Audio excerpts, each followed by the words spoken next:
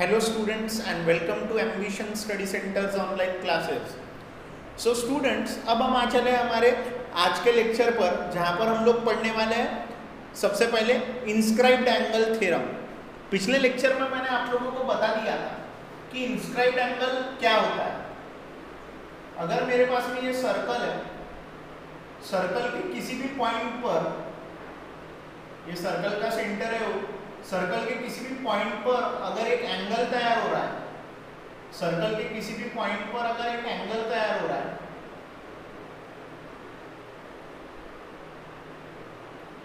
Circle के किसी भी पॉइंट पे एक एंगल तैयार हो रहा है, तो उस एंगल को बोला जाता है angle ABC is an inscribed angle. उस एंगल को कौन सा एंगल बोला जाता है? Inscribed angle. Inscribed is an inscribed angle inscribed by arc। कौन से आर्क ने इंस्क्राइब किया उसे? AYC ने। AYC आर्क ने ABC एंगल को इंस्क्राइब किया and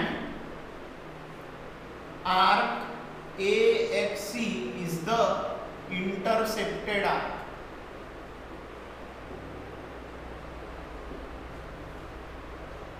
by is the intercepted arc by inscribed angle ABC। यानी ये अगर इंस्क्राइब्ड एंगल है तो ये इंस्क्राइब्ड एंगल कहां पर एंगल इंस्क्राइब हुआ? इस आर्क AYB में। इस आर्क AYB ने इस ABC एंगल को इंस्क्राइब किया और ये जो आर्क AXC है ये एंगल के इंस्क्राइब्ड एंगल के अंदर में आ रही है। ये इंस्क्राइब्ड एंगल के अंदर में आ रही है ये वाली arc AXC। So arc AXC is the intercepted arc. इस आर्क को मैं बोलूंगा इंटरसेप्टेड आर्क। ये जो आर्क AXC है ये कैसी आर्क है? इंटरसेप्टेड आर्क है। जो इंस्क्राइब्ड एंगल के अंदर में जो आर्क आती है उस आर्क को बोला जाता है इंटरसेप्टेड आर्क। ये हम लोगों ने पिछले लेक्चर में ही देखा। अब मैं इस इंस्क्राइब्ड एंगल और इंटरसेप्टेड आर्क के बीच में रिलेशनशिप देख रहा हूं जो कि मुझे देता है inscribed angle theorem. Just wait a minute, एक मिनट रुको। जो इंस्क्राइब्ड एंगल थ्योरम है वो मुझे रिलेशनशिप देता है इंस्क्राइब्ड एंगल और इंटरसेप्टेड आर्क के बीच में। इंस्क्राइब्ड एंगल और इंटरसेप्टेड आर्क के बीच में मुझे रिलेशनशिप देने का काम कौन करता है? इंस्क्राइब्ड एंगल थ्योरम करता है। और वो रिलेशनशिप क्या है? What is that relationship? That relationship is the measure of an inscribed angle. यानी अगर मेरे पास में कोई भी इंस्क्राइब्ड एंगल है, the measure of the inscribed angle is half of the measure of the arc intercepted by it. अगर मेरे पास में कोई एंगल है इंस्क्राइब्ड एंगल, मान के चलो ये इंस्क्राइब्ड एंगल है मेरे पास में PQR, तो ये जो PQR इंस्क्राइब्ड एंगल है, एंगल PQR, इसका मेजर हाफ रहेगा उसके इंटरसेप्टेड आर्क से। इस इंस्क्राइब्ड एंगल के इंटीरियर में कौन सी आर्क आ रही? ये PSR आर्क आ रही। तो वो PSR आर्क कैसी रहेंगी? PSR आर्क जो रहेंगी, वो जो PSR आर्क रहेंगी वो कैसी रहेंगी? PSR आर्क इंटरसेप्टेड आर्क रहेंगी ना, वही बोल रहा ना। The measure of the inscribed angle, ये है inscribed angle PQR angle, inscribed angle है। ये जो इंस्क्राइब्ड एंगल का जो मेजरमेंट रहता है वो उसके इंटरसेप्टेड आर्क से हाफ होता है। इंटरसेप्टेड आर्क अगर 80 डिग्री का है तो इंस्क्राइब्ड एंगल 40 डिग्री का रहेगा। इंटरसेप्टेड आर्क अगर 100 डिग्री का है तो इंस्क्राइब्ड एंगल 50 डिग्री का रहेगा, आधा रहेगा। यानी major of the inscribed angle is half the measure of the arc intercepted by it. वो जो इंस्क्राइब्ड एंगल जो भी आर्क इंटरसेप्ट करेगा उस इंटरसेप्टेड आर्क के मेजरमेंट से हाफ रहेगा उस इंस्क्राइब्ड एंगल का मेजरमेंट। क्लियर हो रहा पूरे तरीके से? चलो अभी मैं आपको ये मीनिंग तो बता दिया कि अगर मैंने एक क्या लिया हूं, एक सर्कल लिया हूं और उस सर्कल के ऊपर में एक इंस्क्राइब्ड एंगल बना, तो उस इंस्क्राइब्ड एंगल का जो मेजरमेंट है वो क्या रहेगा, half of the arc intercepted by it. उस इंस्क्राइब्ड एंगल का मेजरमेंट उसके करस्पॉन्डिंग इंटरसेप्टेड आर्क का हाफ रहेगा। लेकिन यहां पर इस थ्योरम को हमको 3 टाइम्स प्रूव करके देना है, 3 अलग अलग बार प्रूव करके देना है। क्यों? क्योंकि हम लोग तीनों बार इंस्क्राइब्ड एंगल अलग अलग तरीके से लेंगे। अब वो अलग अलग तरीके से कैसा? तो जो हम इंस्क्राइब्ड एंगल लेंगे उसे हम चेक करेंगे कि वो जो इंस्क्राइब्ड एंगल है उसके जो आर्म्स है, उस इंस्क्राइब्ड एंगल के आर्म्स वो सर्कल को कहाँ, सर्कल के सेंटर के हिसाब से चेक करेंगे हम लोग। यानी क्या करेंगे, हम एक ऐसा इंस्क्राइब्ड एंगल बनाएंगे कि जिस इंस्क्राइब्ड एंगल के एक आर्म पर सर्कल का सेंटर आ रहा है, ये पहला केस। हम एक ऐसा इंस्क्राइब्ड एंगल बनाएंगे जिस इंस्क्राइब्ड एंगल के 2 आर्म रहते हैं, उसके एक आर्म पर से सर्कल का सेंटर जा रहा है। सर्कल का centre is on one of the arms of the inscribed angle, एक आर्म पर है। ये पहली केस। उस पहली केस में हम बताएंगे कि वो इंस्क्राइब्ड एंगल उसके इंटरसेप्टेड आर्क का हाफ है। ये पहली केस में हम बताएंगे कि जब इंस्क्राइब्ड एंगल के एक आर्म पर सर्कल का सेंटर आ रहा है तब भी ये रूल लागू होता है।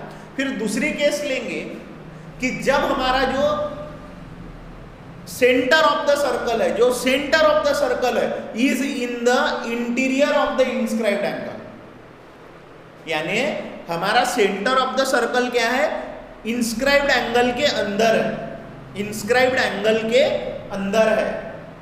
यह हमारा दूसरा केस रहेगा। जब हम वैसा केस लेंगे कि centre of the circle is in the interior of the inscribed angle, तब भी हमें वो रूल प्रूव करके देना है कि हाँ, तब भी इंस्क्राइब्ड एंगल हाफ ही होता है इंटरसेप्टेड आर्क का।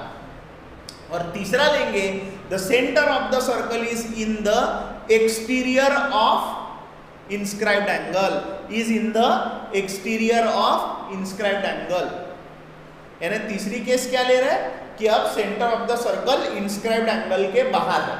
और तीसरे केस में भी ये रूल, ये जो रिलेशन है इंटरसेप्टेड आर्क और इंस्क्राइब्ड एंगल के बीच में, वो लागू होगा। तो तीनों केस में हमें हर बार क्या दिखाते जाना पड़ेगा कि हमने जो भी इंस्क्राइब्ड एंगल लिए वो इंस्क्राइब्ड एंगल का मेजर हाफ है। किससे हाफ है? इंटरसेप्टेड आर्क से। जो उस इंस्क्राइब्ड एंगल ने इंटरसेप्ट किया है उस आर्क से उस इंस्क्राइब्ड एंगल का मेजरमेंट हाफ रहेगा। लेकिन ध्यान रहे, हम ये 3 अलग अलग केसेस में प्रूव करेंगे। क्यों 3 अलग अलग केसेस में? क्योंकि हम बोलेंगे हमारा इंस्क्राइब्ड एंगल कैसा हो सकता है, उसका एक आर्म सर्कल के सेंटर पर से भी जा सकता है, तो भी ये थ्योरम सही है। वो centre of the circle inscribed angle के अंदर हो सकता है, तो भी ये थ्योरम सही है। और centre of the circle inscribed angle के बाहर भी हो सकता है, तो भी ये रूल सही है। ये शो करेंगे हम लोग। तो सबसे पहले मैं क्या कर लेता हूं, गिवन लिख लेता हूं। और गिवन के लिए मैं पहली केस की डायग्राम बना रहा हूं। 3 केसेस बनाना है। पहली केस ये कि ये जो मैं इंस्क्राइब्ड एंगल बना रहा, मान के चलो ये है सर्कल का centre O is the centre of the circle. अब मैं पहला केस क्या ले रहा हूं, केस 1 देख लो। हाँ मेरा, take a look at the case 1। 1 arm of inscribed angle passes through the center, या फिर ऐसा लिखूंगा, center lies on one of the arm of inscribed angle। Inscribed angle के किसी तो भी एक आर्म पर सर्कल का सेंटर ले रहा हूं। ये केस 1 का डायग्राम, ये केस 1 का डायग्राम। मैं गिवन कॉमन लिखने वाला हूं, गिवन मैं कॉमन लिखूंगा। देखो मैं क्या कर रहा हूं,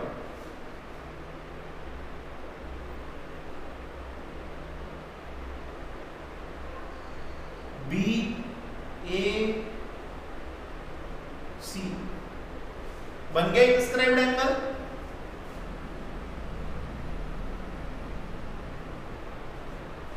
BYC इंटरसेप्टेड आर्क है ये इंस्क्राइब्ड एंगल। तो देखो मैं गिवन लिख लेता हूं, तीनों में मेरा इंस्क्राइब्ड एंगल BAC रहेगा, इसलिए मैं गिवन तीनों केसेस का कॉमन गिवन लिख रहा हूं। Angle BAC is the inscribed angle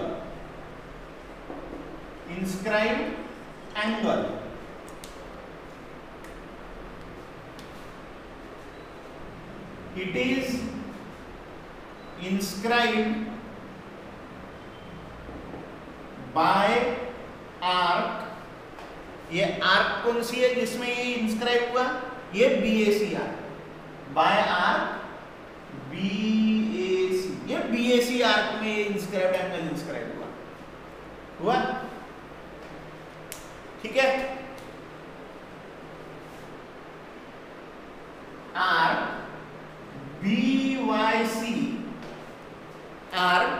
BYC is the arc intercepted by angle BAC। इस इंस्क्राइब्ड एंगल ने, एंगल BAC ने कौन सी आर्क इंस्क्राइब किया? BYC आर्क इंस्क्राइब किया। तो हमारा टू प्रूव क्या रहेगा फिर? What will be our to prove? ये जो इंस्क्राइब्ड एंगल है BAC जो है उसका मेजरमेंट करस्पॉन्डिंग इंटरसेक्टेड आर्क से हाफ रहेगा। करस्पॉन्डिंग इंटरसेप्टेड आर्क से हाफ रहेगा। ये हमें प्रूव करना है तीनों केसेस में। ये मैं पहली केस का डायग्राम बना रहा हूं, ठीक है। मैं एक डायग्राम बना के समझाऊंगा। आपको क्या करना है? पहला डायग्राम, उसके नीचे ये काय का डायग्राम है, इसके बाजू में दूसरा डायग्राम, उसका मतलब इसके नीचे में, उसके बाजू में तीसरा डायग्राम। यानी आपको जो डायग्राम है ये तीनों एक साथ बनाने हैं, ध्यान रखो। और वो भी प्रूफ में। कहां बनाने हैं? प्रूफ में बनाने हैं, तीनों भी एक साथ। इसके बाजू में दूसरा, इसके बाजू में दूसरा, ठीक है। अब इधर ध्यान दो। अब मैं इसका प्रूफ करने जा रहा हूं, पहले पार्ट का, पहले केस का। पहली केस क्या कि मैंने इंस्क्राइब्ड एंगल तो लिया हूं, लेकिन उसमें कौन सी केस देख ले रहा हूं कि भाई इंस्क्राइब्ड एंगल के एक आर्म पर क्या आ रहा है? सर्कल का centre lies on one of the arm of inscribed angle, ठीक है। तो मैं क्या करूंगा, देखो केस 1 प्रूव कर रहा हूं,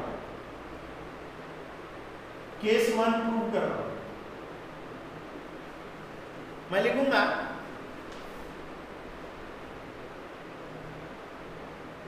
arm AB passes through the center of the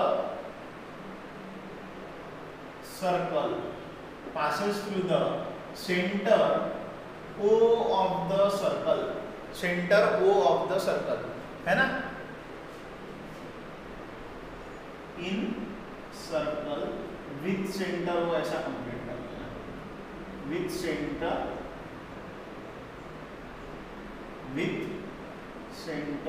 O। ये इसका है, टू प्रूव का हिस्सा नहीं है।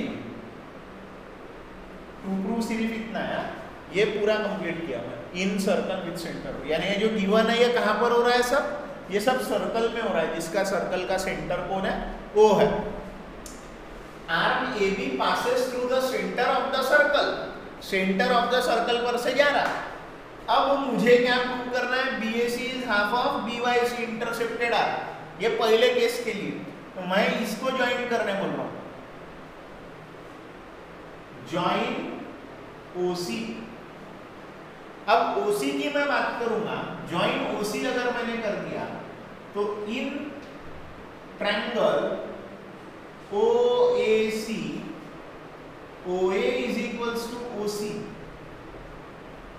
रेडियस ऑफ सेम सर्कल, एक ही सर्कल की रेडियस है वो। Let OA is equals to OC, अगर ये OA is equals to OC है, radii of the same circle, therefore triangle OAC is isosceles triangle. कैसा ट्रायंगल है? आइसोस्केलेस ट्रायंगल है आइसोस्केलेस ट्रायंगल, दो साइड सेम होगी ना, OAC देखो ये और ये सेम है, तो ये आइसोस्केलेस ट्रायंगल हो गया। तो OA का अपोजिट एंगल OCA ये इक्वल है OA के अपोजिट एंगल OCA इक्वल है OC का अपोजिट एंगल OAC को। इसका रीजन क्या रहेगा? By isosceles triangle theorem. Short form नहीं चलेगा, शॉर्ट फॉर्म नहीं। तो देखो मैं क्या कर रहा, let angle OCA is equals to OAC is equals to x, यानी इसे भी x ले लेता हूं, इसे भी x ले लेता हूं। अब आप एक्सटीरियर एंगल थ्योरम लगाओ यहां पर, एक्सटीरियर एंगल थ्योरम। ये देखो एक्सटीरियर एंगल थ्योरम लगाओ, ये है A, ये है O और ये है C। लगाओ एक्सटीरियर एंगल थ्योरम लगाओ, ये एक्सटीरियर एंगल निकालना है। एक्सटीरियर एंगल ये देखो BOC एक्सटीरियर एंगल है BOC exterior angle. Exterior angle theorem लगाना है, इधर ध्यान दो, ये दोनों को x ले लिया अपन ने। Angle BOC is equals to angle OCA plus angle OAC। BOC exterior angle है। एक्सटीरियर एंगल क्या होता है? रिमोट इंटीरियर एंगल्स का एडिशन। एक्सटीरियर एंगल्स क्या होते हैं? रिमोट इंटीरियर एंगल्स का एडिशन। इस BOC के लिए, BOC एक्सटीरियर एंगल के लिए रिमोट इंटीरियर एंगल्स कौन से है? एक एंगल A और एक एंगल C है, OCA एंड OAC। रीजन लिखूंगा, बाय एक्सटीरियर एंगल थ्योरम। कौन सा angle theorem? Exterior angle theorem.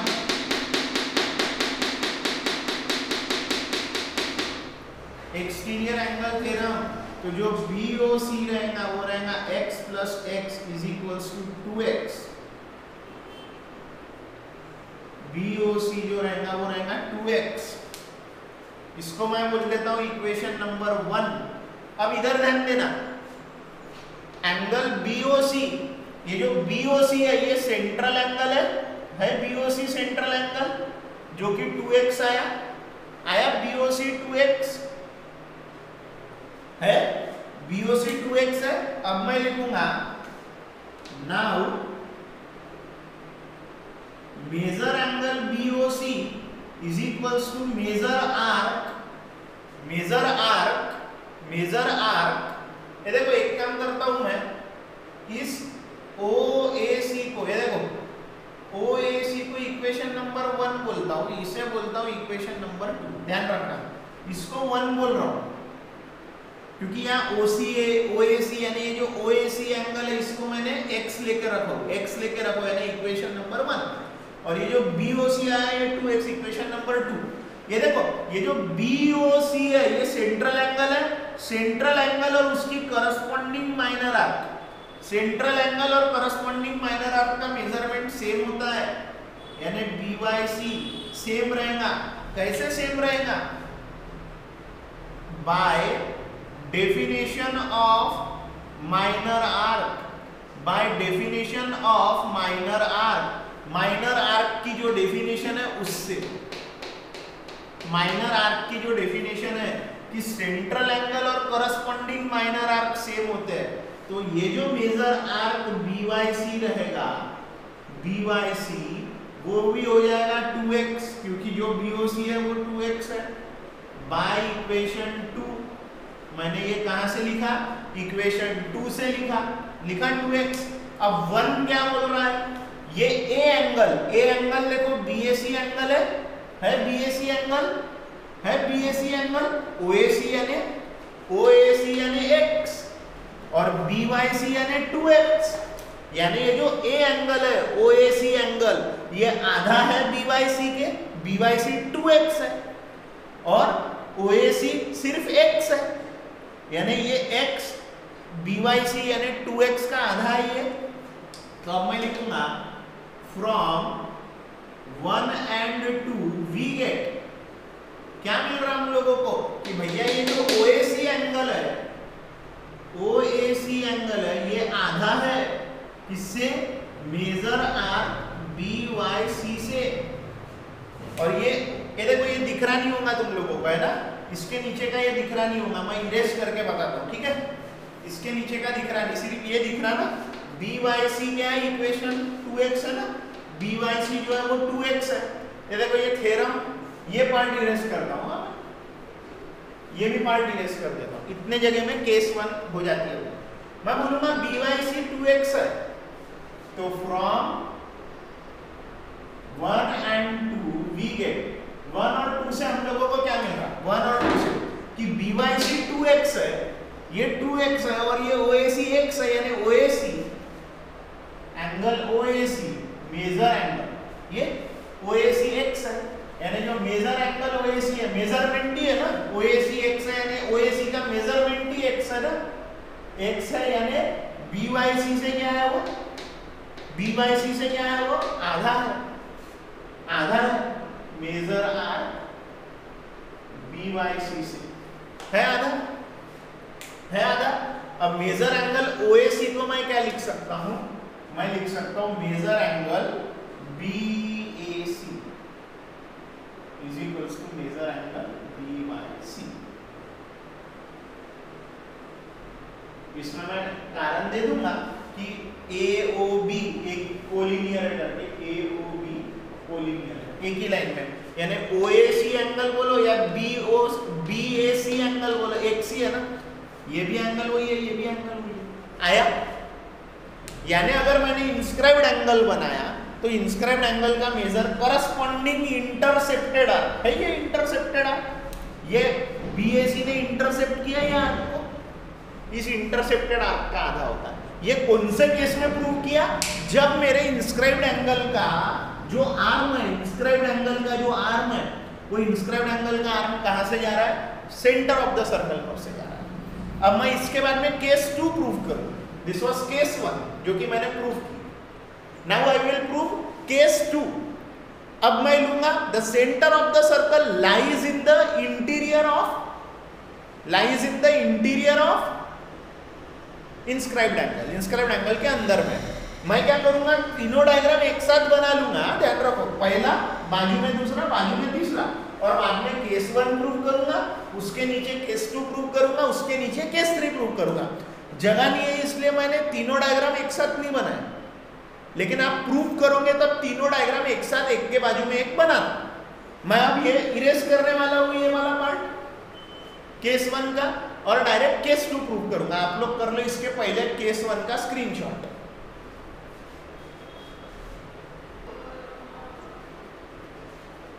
Now student, मैंने ले लिया हूं इंस्क्राइब्ड एंगल, ऐसा इंस्क्राइब्ड एंगल जिसका ऐसा इंस्क्राइब्ड एंगल जिसमें सर्कल का सेंटर उसके अंदर वाले एरिया में आ रहा है। The centre of the circle lies in the interior of the inscribed angle. देखो है इंस्क्राइब्ड एंगल के अंदर में ये है सेंटर ऑफ द सर्कल। अब इसके लिए भी मुझे यही प्रूव करना है कि this inscribed angle BAC is half of the measure of the intercepted arc. इस इंटरसेप्टेड आर्क का आधा होगा। ये इंटरसेप्टेड आर्क अगर 100 है तो ये 50 है, ये 100 है तो ये 50 है, ठीक है। अब देखो मैं केस 2 प्रूव करना शुरू कर रहा हूं। Take a look at this case 2। Here the center O of the circle lies in the interior of angle BAC, of inscribed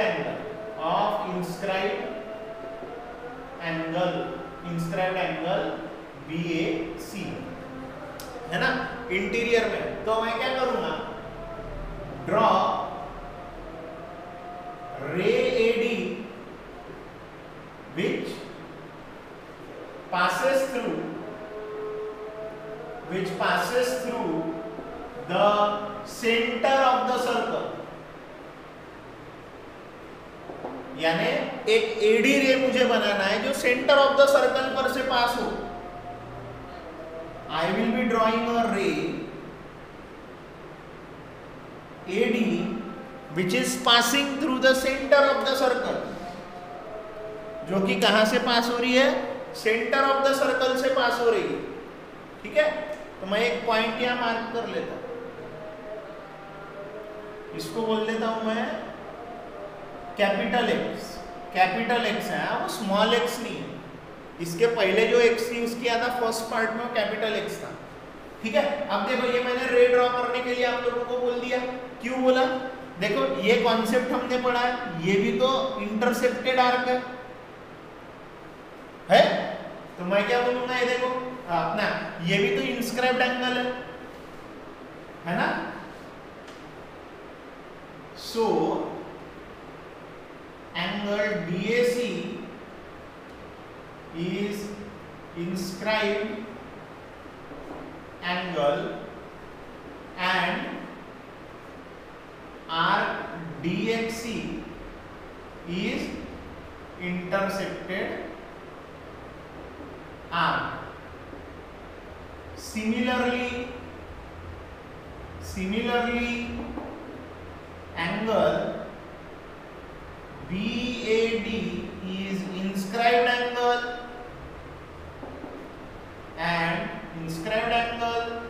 and arc BYD is intersected arc. हम लोगों ने पिछले पार्ट में करे ना, सेंटर पर से जाता है आर्क भाई। नाउ जो मेजर रहेगा एंगल CAD का, जो CAD का मेजरमेंट रहेगा वो मेजरमेंट हाफ रहेगा मेजर आर्क DXC से, है ना। एंड जो मेजरमेंट रहेगा BAD का वो हाफ रहेगा मेजर से BYD की, रहेगा हाफ। इसका कारण क्या बोलेंगे अपन, इसको बोलूंगा मैं इक्वेशन 2 हो गया था उसमें, इसको बोलूंगा 3, इसको बोलूंगा 4। और ये दोनों पार्ट का रीजन क्या रहेगा, इन दोनों पार्ट का रीजन क्या रहेगा, प्रूव्ड इन केस 1 कि अगर सेंटर पर से जो पास होती है, सेंटर पर से इंस्क्राइब्ड एंगल का एक आर्क पास हो रहा, तो वो इंस्क्राइब्ड एंगल का मेजरमेंट हाफ होता है इंटरसेप्टेड आर्क से। ये देखो ना DAC एंगल, देखो DAC एंगल हाफ रहेगा DXC से, वही तो करें हमने। CAD is half of DXC, BAD is half of DXC। अब देखो मैं क्या कर रहा हूं, adding equation 3 and 4 we get, तीनों और 4 को ऐड कर रहा हूं, ध्यान से देखना। Angle measure angle CAD plus measure angle BAD is equals to half into measure arc DXC plus half into measure arc BYD। ठीक है, अब इधर ध्यान देना, CAD plus BAD, CAD plus BAD यानी BAC होता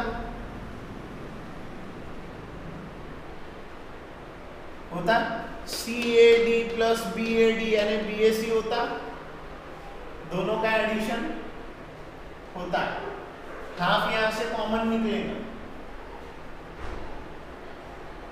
मेजर आर्क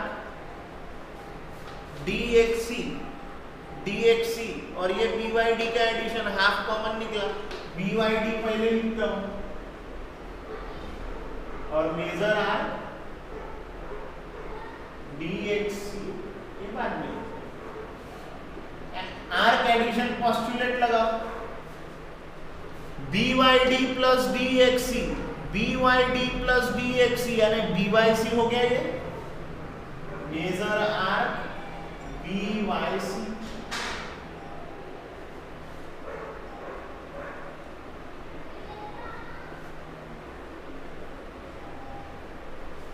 कारण देना है तो ये दे सकते हो साइड में कारण। जो BAC है वो दो लोगों का एडिशन है, CAD plus BAD, CAD plus BAD, comma लेके दूसरा BYC जो है measure arc BYC is equals to measure arc BYD plus major arc DX। ये रीजन भी दे सकते हो, दिख रहा है रीजन, ठीक है। रीजन देने की जरूरत नहीं है, उतना समझता अपने को अभी, समझे ना, इतना डिटेल में सॉल्व कर रहा है, so no need to write reason. अगर आपको अपने समझने के लिए रखना है तो मैं आपको एक्सप्लेन किया ही कि BAC जो बना ये कैसे बना, CAD plus BAD, BAD angle और CAD एंगल प्लस करो, ये एंगल प्लस ये एंगल प्लस करो तो BAC बनता, और BYD प्लस DXC प्लस करो तो BYC बनता। दूसरे केस में भी प्रूव हुआ, यानी हम सही निकले। कब सही निकले हम? जब हमने सेंटर ऑफ द सर्कल को इंस्क्राइब्ड एंगल के अंदर भी लिया तो ये जो थ्योरम है ये अप्लाई हो रहा है, ये स्टेटमेंट सही साबित हो रहा है। अब तीसरी केस है, अब तीसरी केस में क्या लेंगे, एक्सटीरियर में है, बाहर है, the centre of the circle is in the exterior of angle is in the exterior of inscribed angle। तीसरा केस ले रहा हूं, ये करो आप लोग स्क्रीनशॉट दूसरे केस का।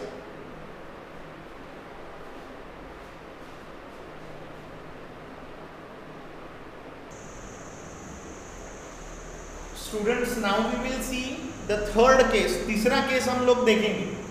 The centre is in the exterior of the inscribed angle, angle BAC जो है ये इंस्क्राइब्ड एंगल है और ये इंटरसेप्टेड आर्क है BAC।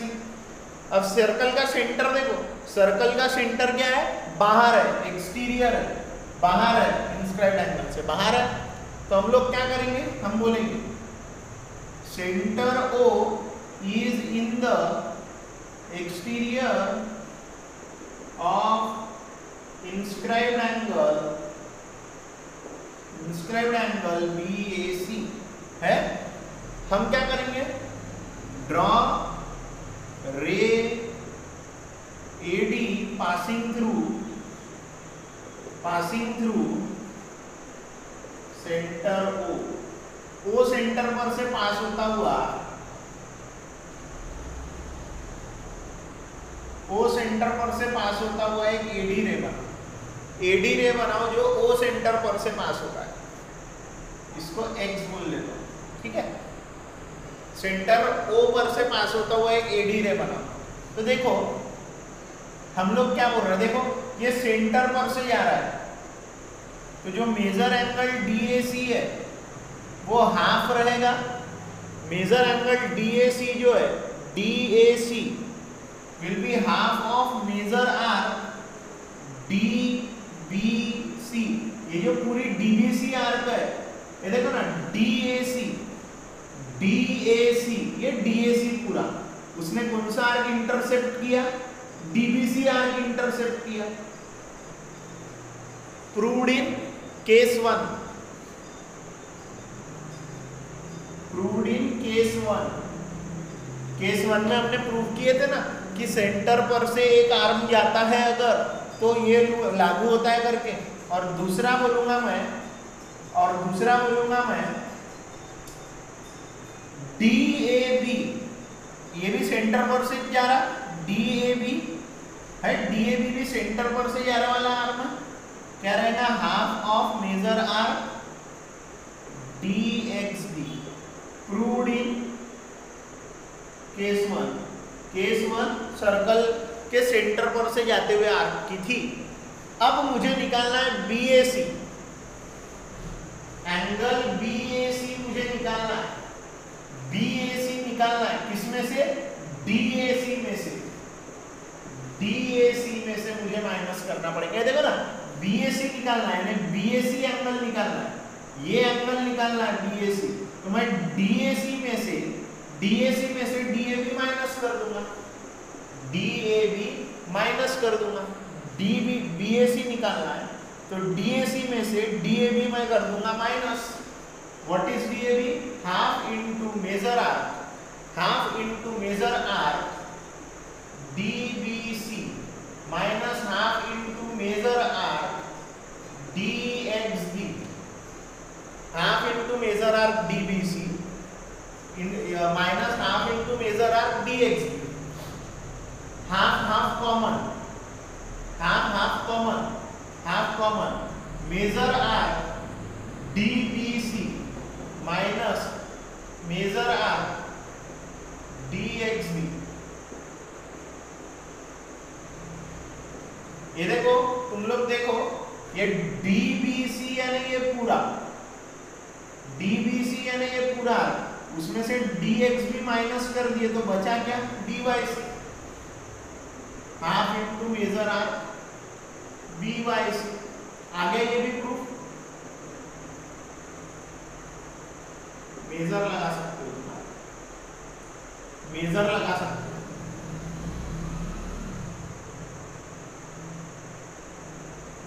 आगे ये भी देखो ना, DBC में से DXB माइनस हो गया तो बचा क्या? BYC बचा BYC।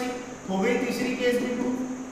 यानी तीनों केस में यही हुआ, the measure of the inscribed angle is half of the intersected arc, is half of the intersected arc. ये BAC एंगल जिसपे सर्कल का सेंटर जिसके बाहर है, एक्सटीरियर में है, उसके लिए भी ये प्रूव हो गया।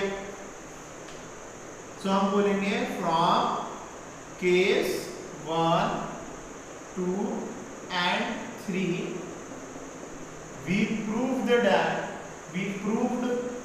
that the measure of an inscribed angle is half the measure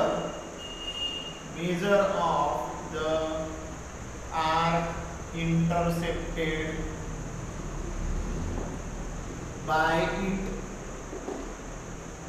ठीक है, होगा यही, is half of the measure of the arc intersected by it.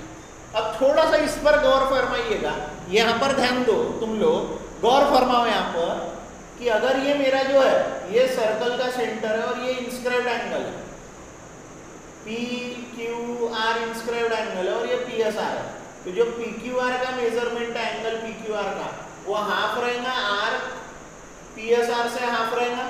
अब PSR का मेजरमेंट और ये POR का मेजरमेंट सेम रहेगा। जो PSR का है वही POR का भी मेजरमेंट रहेगा by definition of minor arc और सेंट्रल एंगल सेम होता है।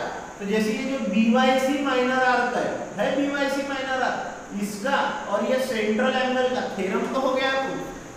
मैं एक और इसी थ्योरम को मैं और नए तरीके से कैसा लिख सकता हूँ वो मैं बता रहा हूँ, जो आप लोगों के बुक में भी दिया हुआ है।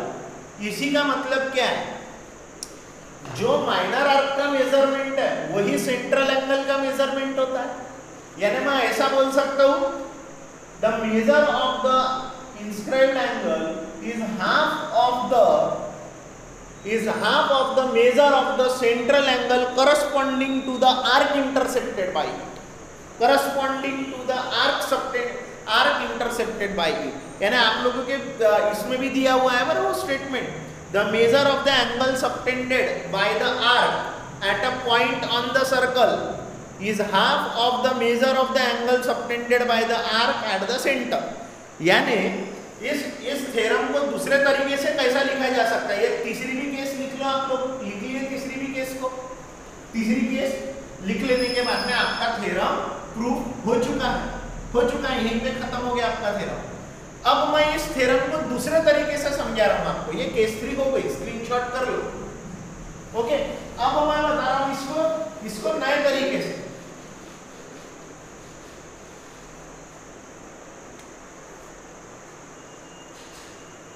मैं पकड़ के चलता हूं, दिस इज माय आर्क, ये मैंने एक आर्क लिया हूं, AYC आर्क, AYC आर्क लिया हूं मैंने, AYC arc, and this AYC arc subtends an angle on the circle. This AYC arc, this AYC arc, this AYC arc subtends an angle at the point on the circle. तो ये arc AYC ने subtend किया angle ABC किया। तो इस ABC angle का जो major है, the measure of the angle subtended by the arc at a point on the circle, on the circle वाले तो कौन सा एंगल होता है, वो इंस्क्राइब्ड एंगल होता है on the circle, है ना। ये इंस्क्राइब्ड एंगल बनाया, इस आर्क ने बनाया, इंटरसेप्टेड आर्क ये है। इस आर्क ने अगर एक सर्कल के ऊपर में एक पॉइंट पर क्या तैयार किया है, ऊपर एक क्या तैयार किया है, एक एंगल तैयार किया, एक एंगल तैयार किया एक एंगल तैयार। तो ये जो एंगल तैयार हुआ है, इस एंगल का measure is half of the angle subtended by the same arc at the centre of the circle, is half of the angle subtended by the same arc at the centre of the circle. यानी ये जो theorem मैंने पढ़ा है आप लोगों को अभी, ये ABC is half of major arc AYC है AYC का हाफ। इसी थ्योरम को और दूसरे तरीके से कैसा लिखा जा सकता है, major of the angle subtended by the arc at a point on the circle is half of the measure of the angle subtended at the centre, is half of the measure of the angle subtended at the center by the same arc। इसी arc ने जो circle के centre पे, इसी arc ने जो circle के centre पे जो एंगल ये किया है, उसका हाफ रहेगा। ऑब्वियस सी बात है ना, ये आर्क जितने डिग्री की रहती है उतने डिग्री का ये एंगल रहता, सेंट्रल एंगल होता है कि नहीं होता है। तो अगर ये 70 का है तो ये वैसे भी 35 का होता है, यानी ये भी 70 का होता है, सीधी बात है। ये जो इंटरसेप्टेड आर्क है ये 100 डिग्री का है, तो सेंट्रल एंगल भी उसका 100 का रहेगा। तो ये जो रहता है इंटरसेप्टेड आर्क, इंस्क्राइब्ड एंगल ये 50 का रहता, आधा रहता ना, ये है। तो इसी जो अभी मैंने थ्योरम प्रूव करे हम लोगों ने, इंस्क्राइब्ड एंगल थ्योरम को, उसका दूसरा स्टेटमेंट कैसा है, उसको दूसरे तरीके से कैसा याद रखा जा सकता है, the measure of the angle subtend यानी बनाना, तैयार करना, subtended by the arc at any point on the circle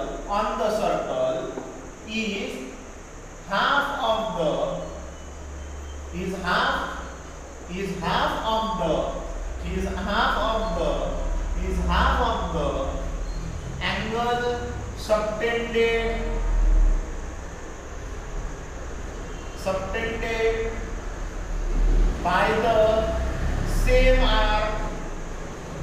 by the same arc at the center।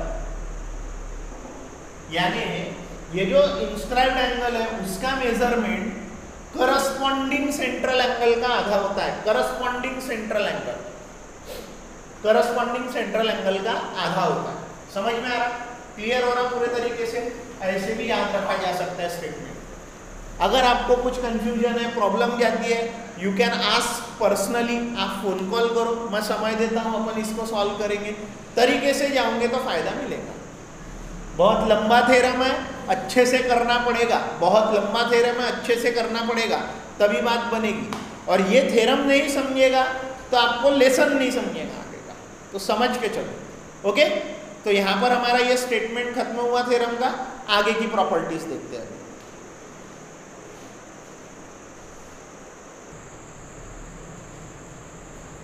Students, inscribed angle theorem से हमें और भी कुछ नई कॉरोलरीज मिलती है। कॉरोलरीज यानी simple basic properties which are dependent on inscribed angle theorem. Inscribed angle theorem की मदद से हमको सर्कल से रिलेटेड कुछ और नई प्रॉपर्टीज मिलती है।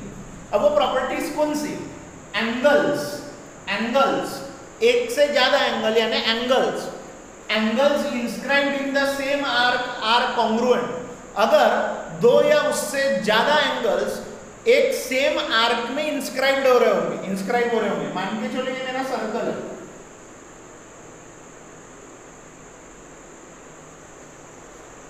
जिस सर्कल का सेंटर है O। अब क्या हो रहा है, मैं दो पॉइंट ले लेता हूं, इन दो पॉइंट से एक A पॉइंट ले लेता हूं, एक B पॉइंट ले लेता हूं, ये एक इंस्क्राइब्ड एंगल बना ACB, और एक दूसरा इंस्क्राइब्ड एंगल निकालता हूं,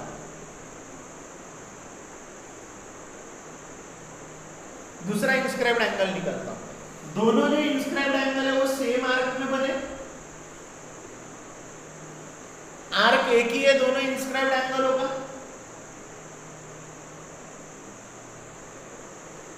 इंस्क्राइब्ड एंगलों का आर्क सेम है, इंस्क्राइब्ड एंगलों का आर्क सेम है।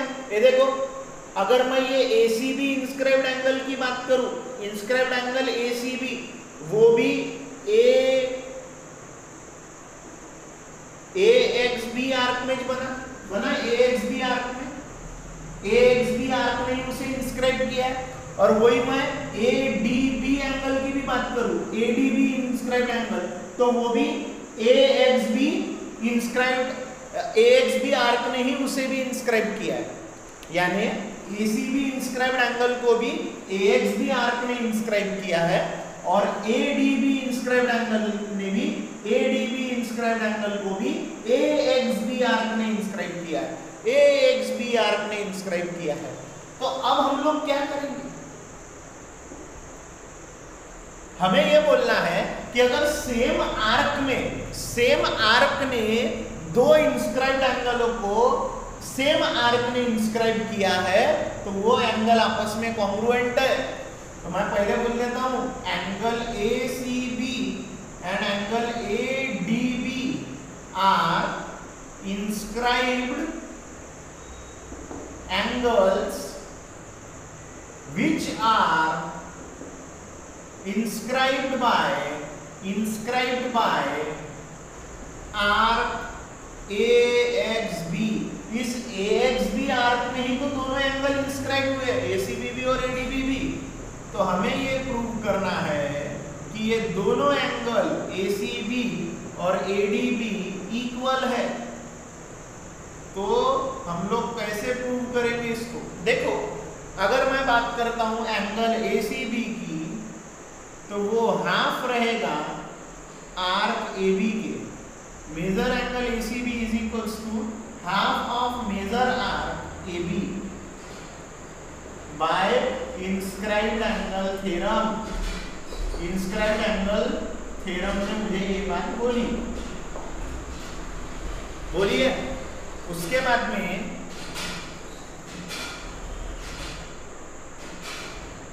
बाद में दूसरा जो एंगल है मेजर एंगल ADB, उसका भी जो हाफ मेजर आर्क AB है, क्योंकि दोनों के लिए इंटरसेप्टेड आर्क AB है ना, ACB के लिए भी इंटरसेप्टेड आर्क AB है, ADB के लिए भी इंटरसेप्टेड AB है। By inscribed angle theorem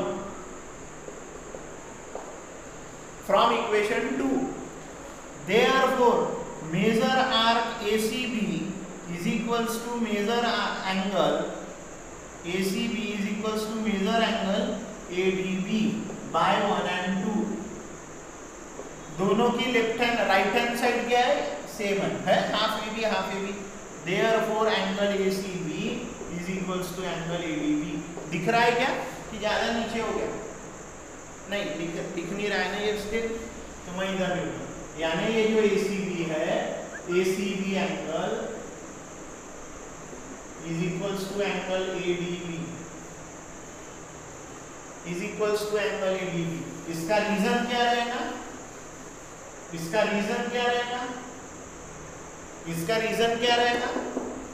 reason ये रहेगा क्योंकि ये मेजर ही है ना, सेम ही है नहीं, ठीक है। ACB जो है वही ADB है, जो ACB है वही ADB है, आराधन में। तो फिर हम लिखेंगे angles inscribed in the same arc are congruent. हो गया पहला कॉरोलरी दिखा दिया। दूसरा corollary angle inscribed in a semi circle is a right angle. Angle inscribed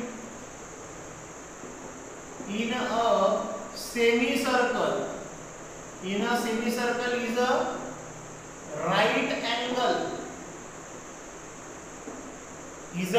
right angle, angle inscribed in a semicircle is a right angle। यानी एक circle है और सर्कल का ये सेंटर है, और सेंटर पर से अगर इस सेंटर के ऊपर से एक डायमीटर अगर मैंने बना दिया, मान के चलो ये ए बी डायमीटर है, तो ये सेमी सर्कल हो गया, ये भी सेमी सर्कल हो गया, है सेमी सर्कल ये। अब सेमी सर्कल में बनने वाला कोई भी इंस्क्राइब्ड एंगल है, any inscribed angle in the semicircle is a right angle। कोई भी inscribed angle जो semicircle में बनता है वो right angle होता है, ठीक है। तो देखो मैंने क्या किया, ये एक रे और ये एक रे, देखो तो मैं क्या लिखूंगा, ये देखो सीधा लिखूंगा मैं, एंगल ACB inscribed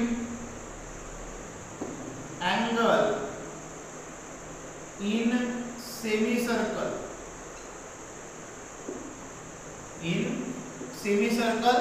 रीजन है, ये सेमीसर्कुलर रीजन है, ये सेमीसर्कुलर रीजन है, ये सेमीसर्कुलर रीजन में है। अब इधर ध्यान दो, हमें ये प्रूव करना है, टू प्रूव हमारे लिए ये है कि ये जो एंगल है ACB, ये हाफ है मेजर आर AXB का, AXB का हाफ है, AXB का हाफ है, ACB जो है वो AXB का हाफ है, ये प्रूव करना है। तो प्रूव कैसे करेंगे, हाफ नहीं, ये 90 डिग्री का ये बताना है।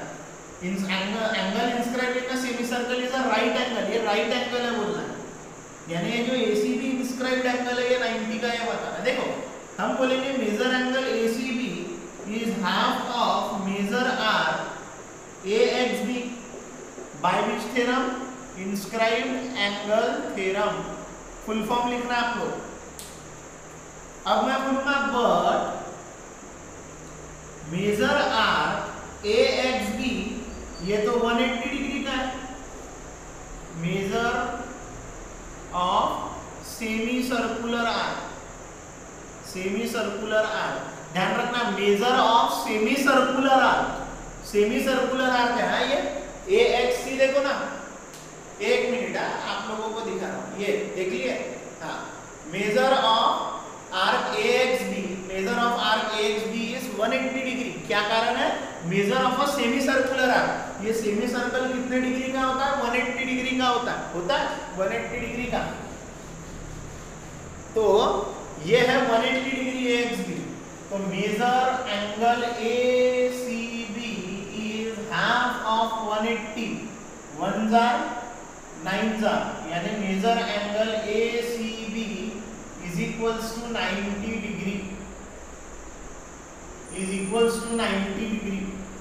आ गया 90 डिग्री हो गया हमारा। Angle inscribed in a semi circular region is a right angle, angle inscribed in a semi circular region in a semi circle is a right angle. कैसा एंगल है वो, राइट एंगल है राइट एंगल। किसके मदद से निकाले, inscribed angle की मदद से निकाले। यानी ये जो दो प्रॉपर्टीज पढ़े, these are completely dependent on the inscribed angle theorem, that is why they are called as corollaries of inscribed angle theorem. आ रहा ध्यान में, इजी है, इन प्रॉपर्टीज का यूज करना है क्वेश्चन सॉल्व करने के लिए, समझ में आ रहा। कर लो स्क्रीनशॉट।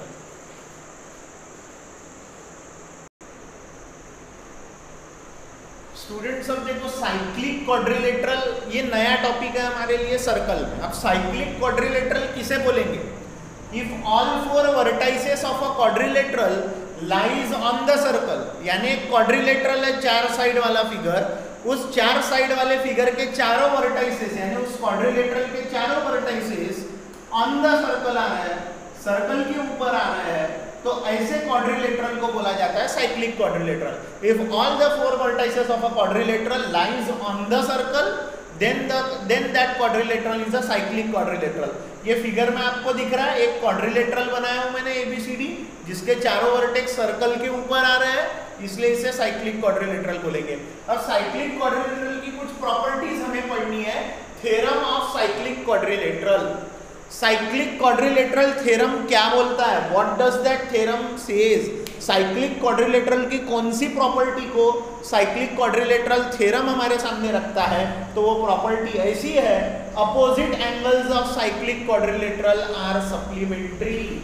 यानी अगर मैं इस फिगर की बात करूं तो एंगल ABC को अपोजिट कौन है? ADC है, इसको अपोजिट एंगल ABC को, तो ADC is equals to 180 degree supplementary opposite angle, और angle BAD plus angle BCD is equals to 180 degree.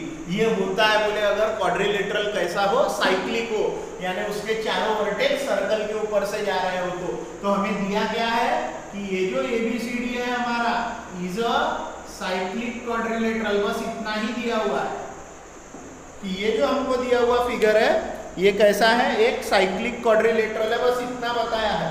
हमें बोला गया है कि इसके जो अपोजिट एंगल है, एंगल B और एंगल D का प्लस एंगल A और एंगल C का प्लस, ये 180 दिखा अपोजिट एंगल होगा। देखो हम लोग इसको दिखाने के लिए इंस्क्राइब्ड एंगल यूज करेंगे। देखो इस एंगल ABC को देखो, ये एंगल ABC जो है इज अ इंस्क्राइब्ड एंगल, और इसके लिए इंटरसेप्टेड आर्क कौन सी है? ADC है। ये एंगल ABC जो है ये इंस्क्राइब्ड एंगल है ना? ABC इंस्क्राइब्ड एंगल है ना?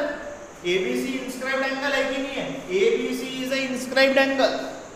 देखो आप टेक्स्ट बुक में मत जाओ, ये चीज मैं अपने हिसाब से करके दे रहा हूँ, बाद में टेक्स्ट बुक में एक्टिविटी भर लेना अपने दिमाग से। मैं आपको ये मेथड समझा के दे रहा हूँ, टेक्स्ट बुक में भर लेना आपको, मैं ये आपको प्रॉपर्टी समझा के दे रहा हूँ। मैं कैसे यूज करूंगा इंस्क्राइब्ड एंगल थ्योरम? देखो ABC जो रहेगा वो रहेगा इसका हाफ, ADC का हाफ, और ADC जो एंगल रहेगा वो रहेगा ABC का हाफ। क्योंकि ये जो है मैं सीधा ही बोलूंगा ना, मैं सीधा ही बोलूंगा, arc ADC is intercepted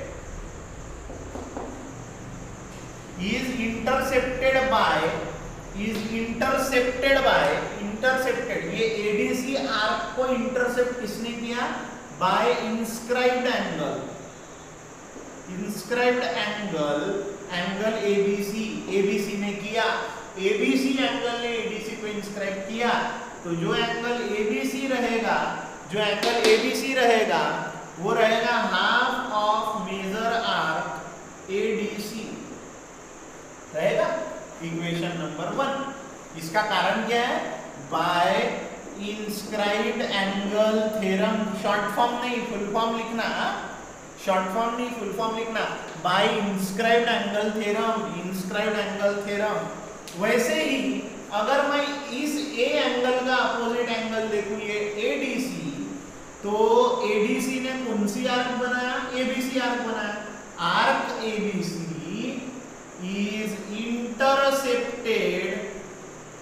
is intercepted by inscribed angle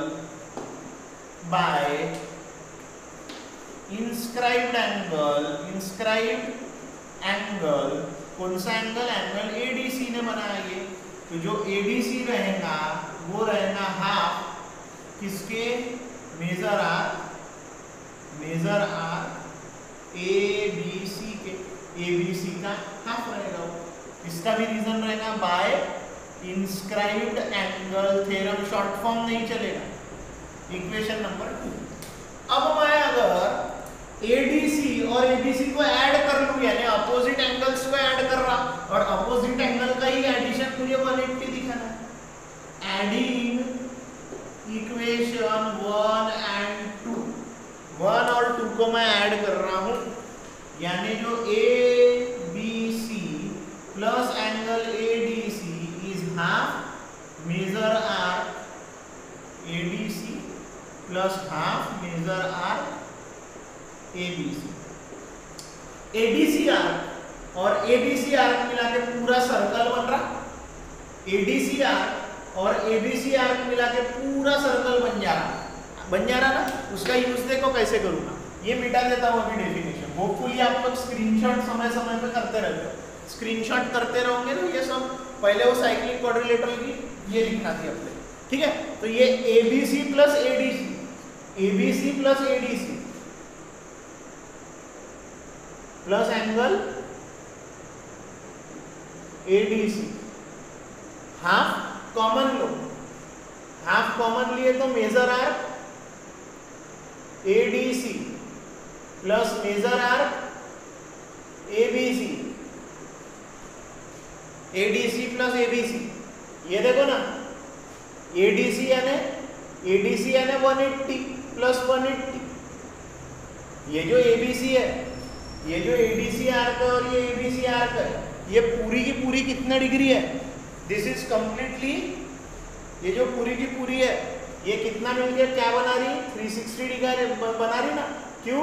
क्योंकि आर्क, मैं कारण क्या लिख रहा है इसका, arc ADC and arc ABC forms a circle, पूरा का पूरा सर्कल बना लेगी, और पूरा का पूरा सर्कल यानी कितने डिग्री का होता है, 360 डिग्री का, 2 1 2 180 सा, यानी आ चुका है अपोजिट एंगलों का सम 180 डिग्री।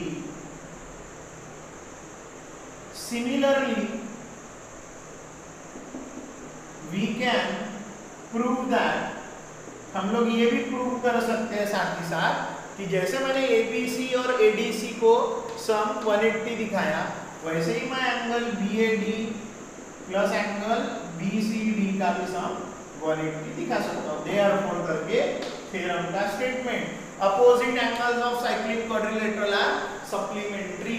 ऐसा इजी थ्योरम है हमारा, ये बहुत इजी थ्योरम है, कुछ भी करने की आवश्यकता नहीं है, भरपूर इजी थ्योरम है जो हम लोगों ने अभी ये सॉल्व किया है। अगर आप ये थ्योरम को अच्छे से करोगे, आज का लेक्चर बहुत इंपॉर्टेंट है, सबसे पहले आपको 4-5 बार प्रैक्टिस करने की ज़रूरत है। किसकी प्रैक्टिस करने की ज़रूरत है, इंस्क्राइब्ड एंगल थ्योरम की, और इसकी भी, ये थ्योरम की भी 2-3 बार प्रैक्टिस करो, ठीक है। कर लो इसका स्क्रीनशॉट।